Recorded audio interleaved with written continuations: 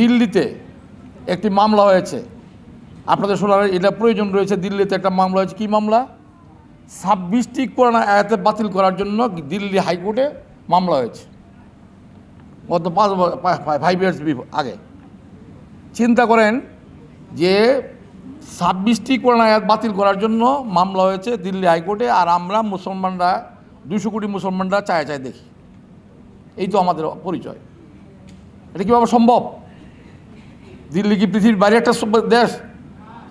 তাহলে হ্যাঁ, আমরা সেখানে দেখলাম, আমিও দেখলাম যে এটা হচ্ছে। আমি হাইকোর্টে যেহেতু আসি, আমি প্রায় এইসব ব্যাপার প্রতিবাদ করি। আমরাও একটা মিছিল মিটিং করেছি এবং লিফলেট করেছি। ঢাকা আইনজীবী সমিতি মিছিল হয়েছে, আইনজীবীরা করেছে। ঢাকা আইনজীবী সমিতি আইনজীবী মিছিল করেছে। আমরা প্রতিবাদ যা করা করেছি। পরবর্তীতে দেখা গেছে বাংলাদেশে কিছু কিছু সংগঠন আন্দোলন করেছে, তারা মিছিল মিটিং করেছে এটার জন্য, এবং পরবর্তীতে এই মামলাটা পরে উড্র হয়েছে। এবং 1988 সালে আরেকটা মামলা হয়েছিল এই কোরআনটা পুরো বাতিল করার জন্য। সেটা হয়েছে কলকাতা হাইকোর্টে।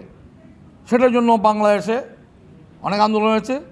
বাংলাদেশ জামাত ইসলামীরা আন্দোলন করেছে, ইসলামী ছাত্র শিবির আন্দোলন করেছে। ইসলামী ছাত্র শিবির আন্দোলন করতে গিয়া চাঁপাইনবাবগঞ্জে 8 জন শহীদ হয়েছিল। এই জন্য ইতিহাস আমাদের মনে রাখতে হবে। এখন আমি যেটা বলতে যাচ্ছি, আপনারা শুনে দেখছেন 2017 সালে হাইকোর্টে একটি মূর্তি হয়েছিল। সেই মূর্তির বিরুদ্ধে বাংলাদেশে এই ঢাকা শহরে অনেক মসজিদে প্রতিবাদ হয়েছে, বাইরেও প্রতিবাদ হয়েছে, কিন্তু মূর্তিকে আমরা সরাইতে পারি নাই। আমিও সংগঠিত করে হাইকোর্টের আইনজীবীদেরকে নিয়ে মিছিল, মিটিং, লিফলেট এবং ব্যানার অনেক কিছু করেছি।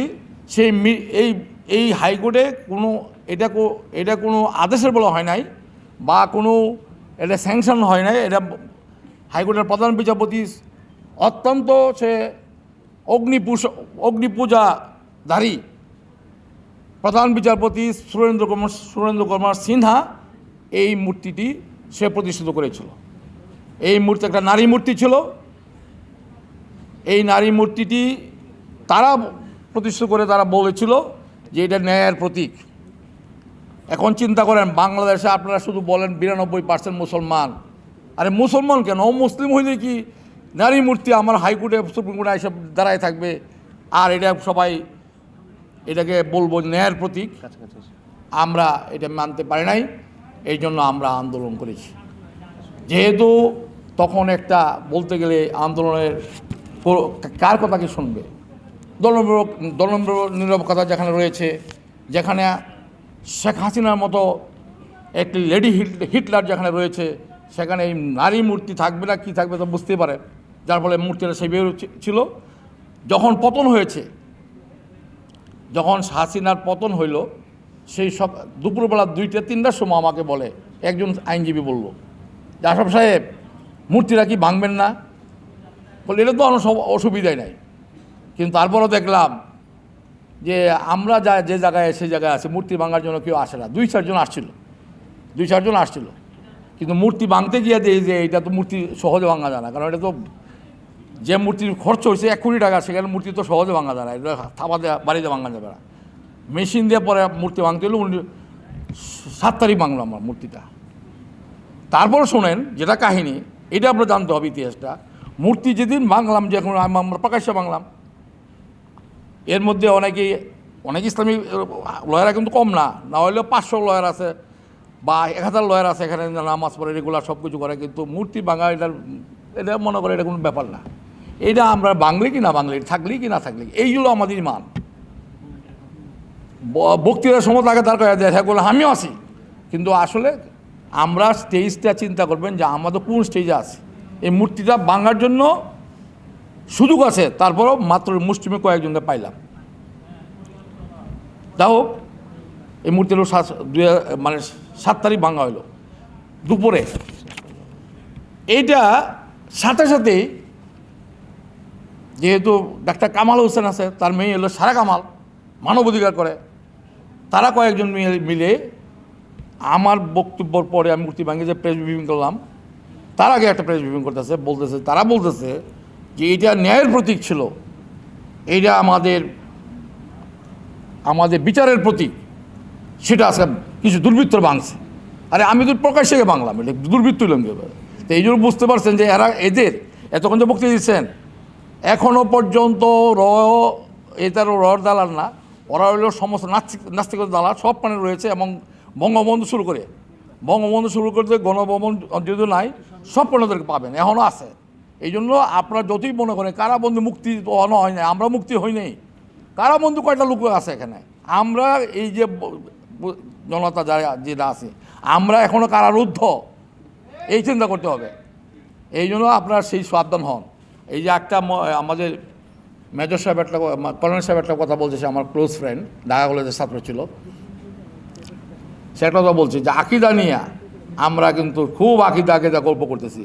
আর আকিদা বলছে সকলকে ঐক্যভাবে থাকো, আর আকিদা করতে করতে সবাই ভিন্ন ভিন্ন হচ্ছি, আর আমাদের সুযোগ নিয়েছে সকলেই। সেইটা পন্থী, সেই পিসাব, সে পীরের মরিদ না, সে আশেক না, এভাবে বিভিন্ন সুন্নি এভাবে বাক করতেছে। কেন বাক করবেন?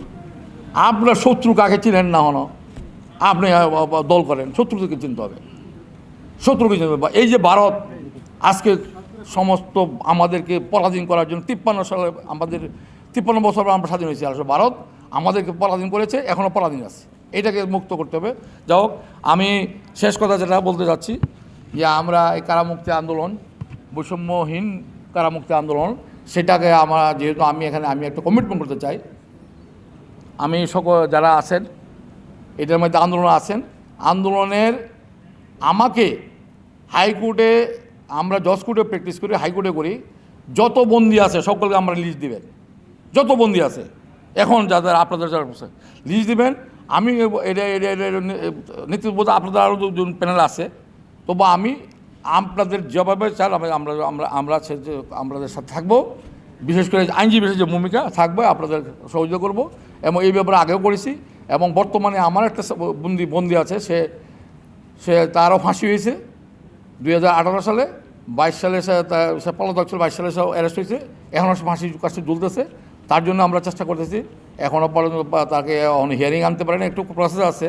যারা আপনারা বলছেন যে হচ্ছে না, কেন হচ্ছে না, আসলে চেষ্টা করলে হয় না।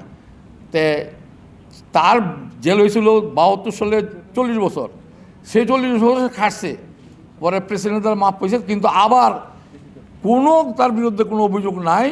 আর বুঝতে পারেন যে কি চলছে, এই 17 বছর কি চলছে, কি নির্যাতন চলছে, নিষ্পীড়ন হয়েছে, তার বিরুদ্ধে কিছুই নাই, তারপরও এবার ফাঁসি হয়েছে। তাই এই ধরনের ব্যক্তিরা এখন ফাঁসির কাছে জ্বলে আছে, এখন জেলখানে আছে।